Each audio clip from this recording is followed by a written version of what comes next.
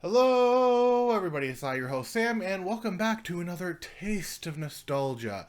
Today, we're going to be looking at the top 10 of what I feel are the underrated cartoons in my own personal opinion. With that being said, we're going to be looking at some cartoons that you might want to be on the list and some cartoons that aren't going to make the list. In other words, there are going to be cartoons that aren't going to make the list, and there's going to be cartoons that will make the list. And if your cartoon is not on the list, well, 90s was kind of like a golden era of cartoons, so you'll have to forgive me if the underrated cartoon that you feel is underrated is not on the list. But let's start off with number 10. Do you know what's cool? Sharks. Do you know what was cheesy? Sharknado. Here, with sharks to rain down on. Do you know what was adorably cute? And no, I'm not going to apologize if that song got stuck in anyone's heads. If by, me giving your shark-related themes have given you any kind of clue as to what show I am talking about, that's right, we are talking about Street Sharks at number 10. The Street Sharks was a very interesting show where a group of guys got genetically modified into becoming sharks, and of course it had the typical 90s rock kind of intro.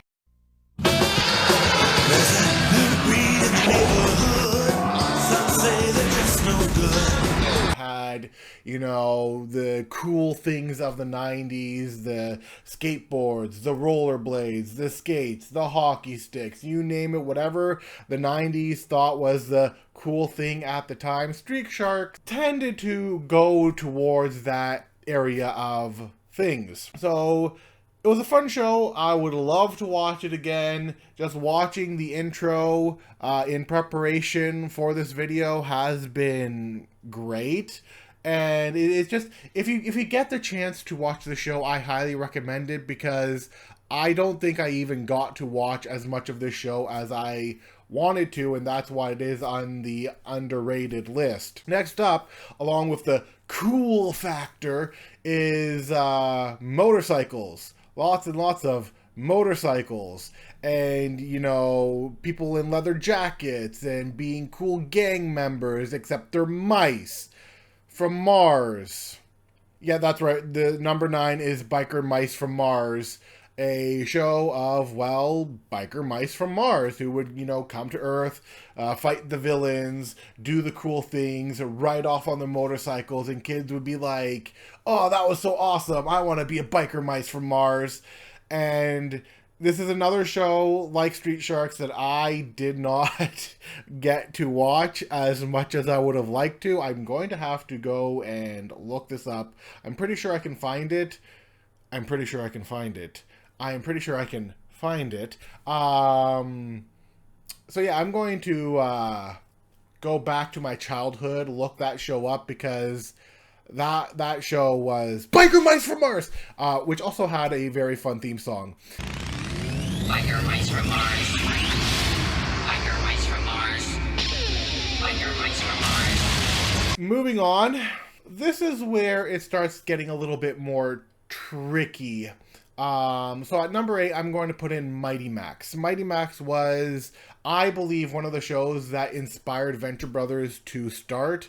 It basically was a story of a kid with a cap, and you would throw that cap, and that cap would open up a portal, and they would go into a bunch of fantastic worlds and go on a bunch of fantastic adventures, and the whole purpose of the show was to defeat the villain. Unfortunately, the ending of the show is, for many people who have watched Mighty Max, less than stellar. I'm not going to, actually no, I am going to say, I'm going to spoil the end of this show for anyone who has or has not watched it.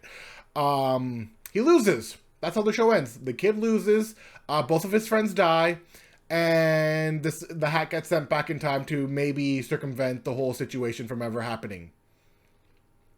Yeah, that's, it was a fun show up until that point, though, with a nice intro.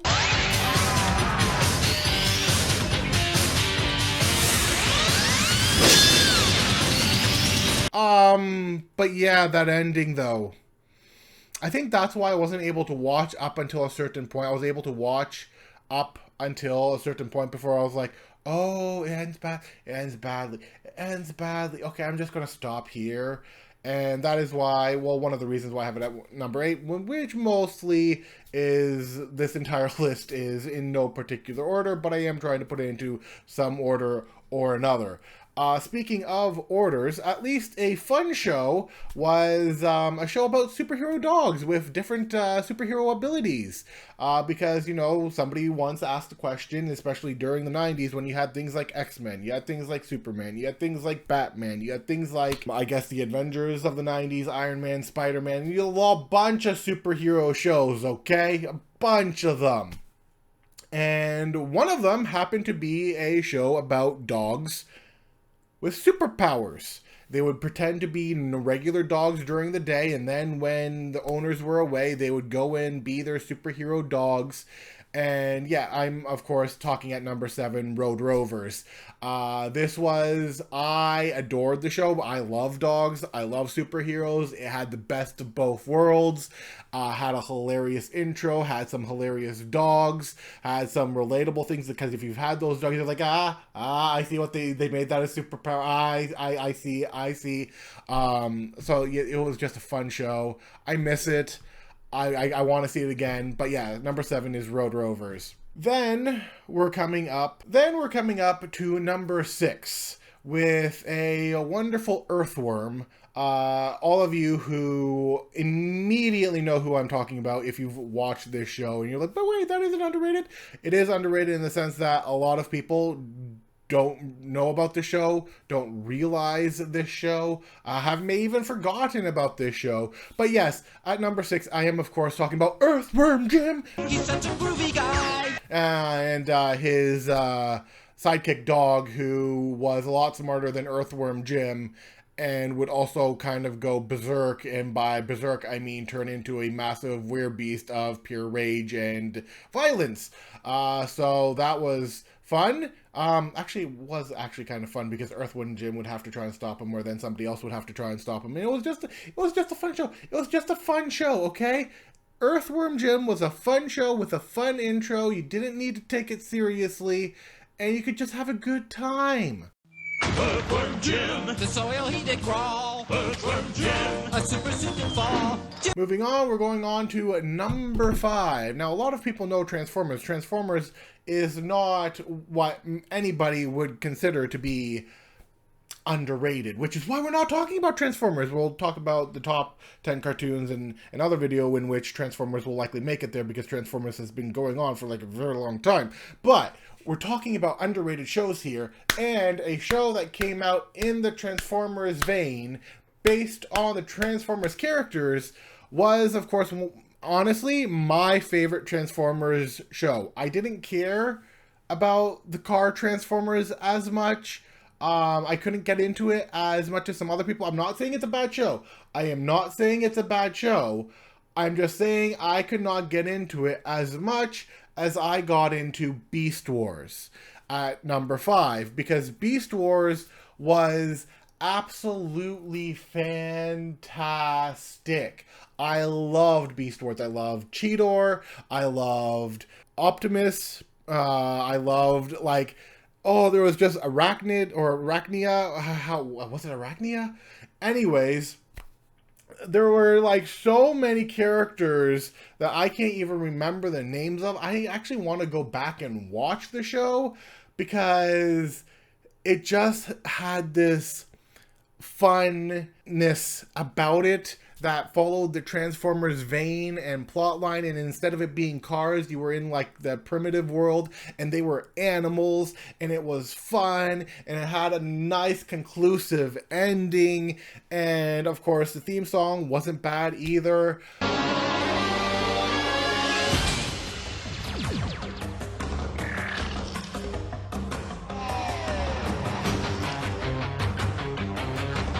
And I watched this show from like beginning to end. Like I saw the start of the show and I saw the end of the show. And then of course it would eventually go into Beast Machines, which wasn't as good as Beast Wars, which is why it's not on the list. But yeah, Beast Wars is definitely number 5. Love that show. I want to go and watch it again. Number 4. I don't know in what order I want to put these two shows. So I'm just at number 4. I'm going to put in Mummies Alive. Mummies Alive, a lot of people that I've talked to, they're like, what's Mummies Alive? I've never heard about Mummies Alive. Mummies Alive was like a late 90s cartoon. It came after a lot of the other cartoons were already starting to die off. It had, or like mid 90s, I can't remember if it was like 1995, 1996, but it was around there, I guess, closer to the height of the 90s. It was like when cell phones were starting to become a thing and all that. Anyways, Mummies Alive, great intro.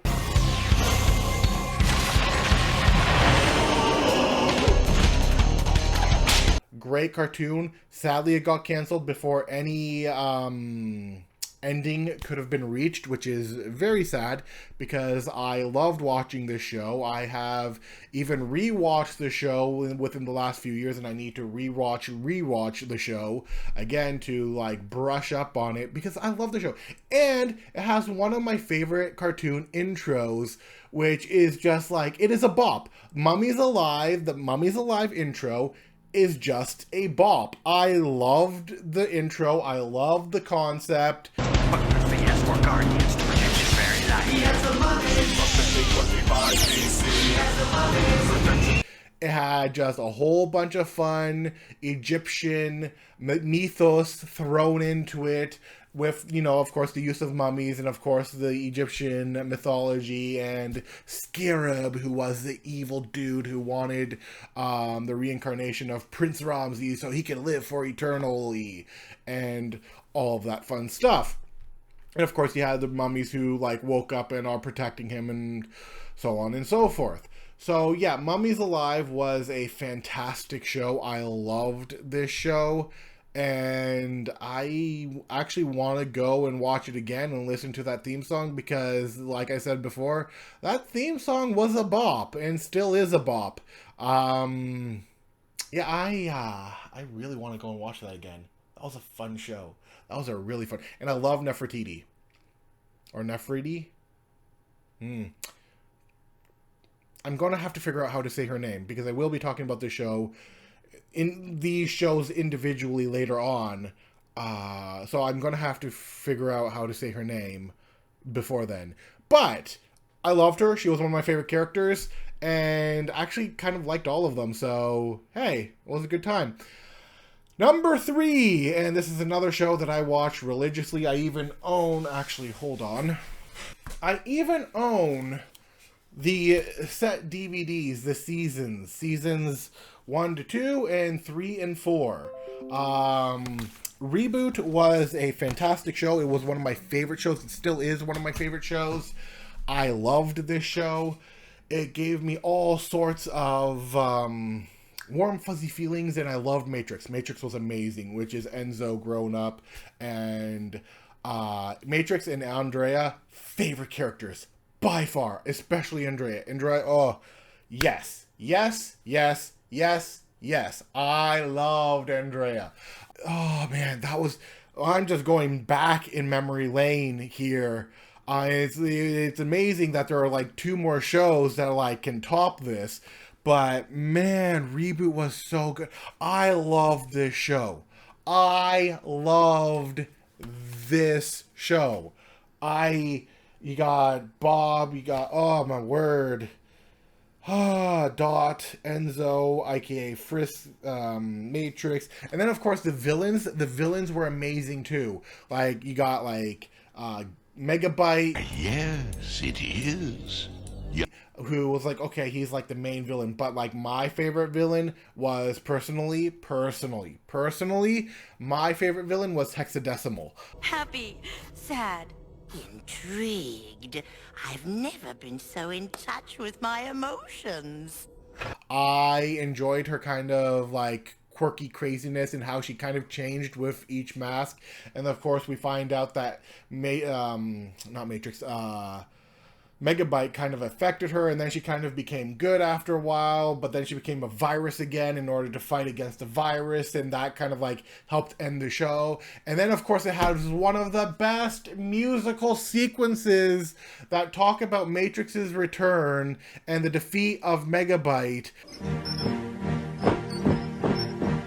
web invaded, mainframes frightened, virus battled side by side, attempting to reclaim the city from the rift which opened wide. But Megabyte betrayed Bob and he threw him deep inside the pit. The pit was closed and Bob was hosed, and all that he could say was, No!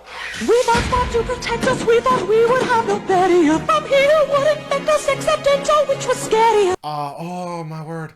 Oh my word. I want to watch it again. I want to watch it again. Oh, I guess this is why I'm calling this channel Taste of Nostalgia, because man, I'm making myself nostalgic over these things. But let's move on to number 2. Do you know who's a super teen extraordinaire? Freakazoids. Runs around in underwear? Freakazoids. Freakazoids. That's right, at number 2, we're talking about Freakazoid. I love Freakazoid. Was not able to get the DVD sets like I was able to for Reboot yet. Keyword on being yet. I probably will be hunting those down, because if they exist, because Freakazoid was the spoof on superheroes and like fighting against villains, and it was in the same kind of vein and universe sort of as Animaniacs. Same studio and same creator, with like Steven Spielberg and all of them, and like Warner Brothers and all that fun stuff.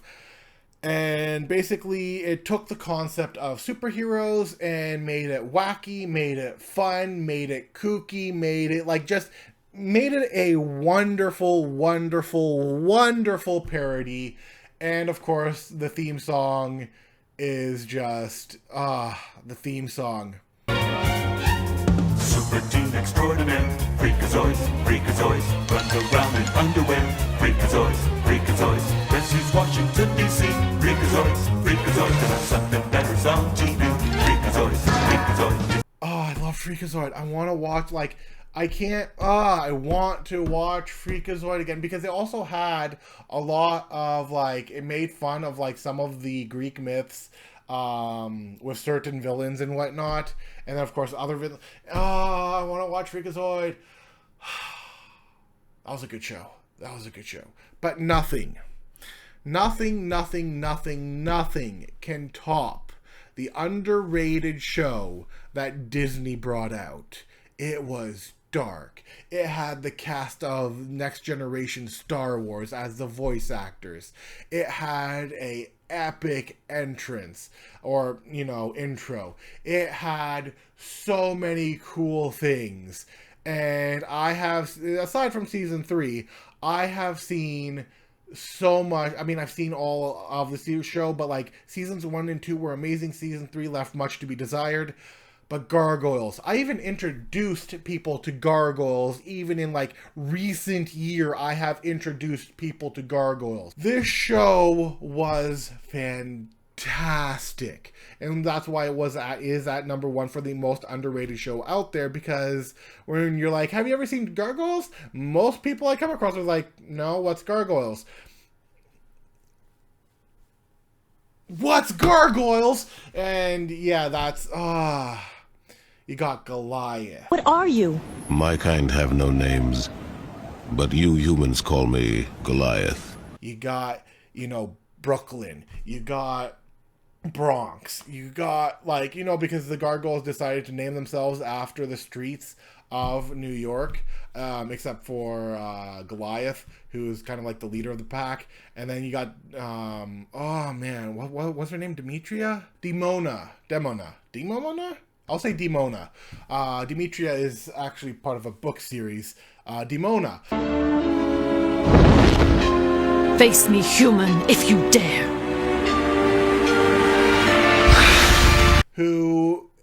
Hers was a sad story. It gave a good reason as to why she became a villain, but I'm not talking specifically about this show right now. I'm going to have to save an episode just dedicated to all of these shows, because all of these shows, in my opinion, were great, and everybody should go and watch them if they haven't already, in some way, shape, and form. Go find them on the internet. Go find, like, your old DVDs, VH, I don't care what it is. Go find it. Go watch them again. And give yourself a little taste of nostalgia, because, man, Gargoyles was so good. So yeah, we're going to leave it there. Those are the top 10 underrated cartoons. If you haven't watched any of them, I highly recommend that you do. If you have, thank you for joining me down on this trip to memory lane and having a nice taste of nostalgia. And if you liked what you see here, be sure to like, share, and subscribe, and I will see you guys on the next video. Bye-bye!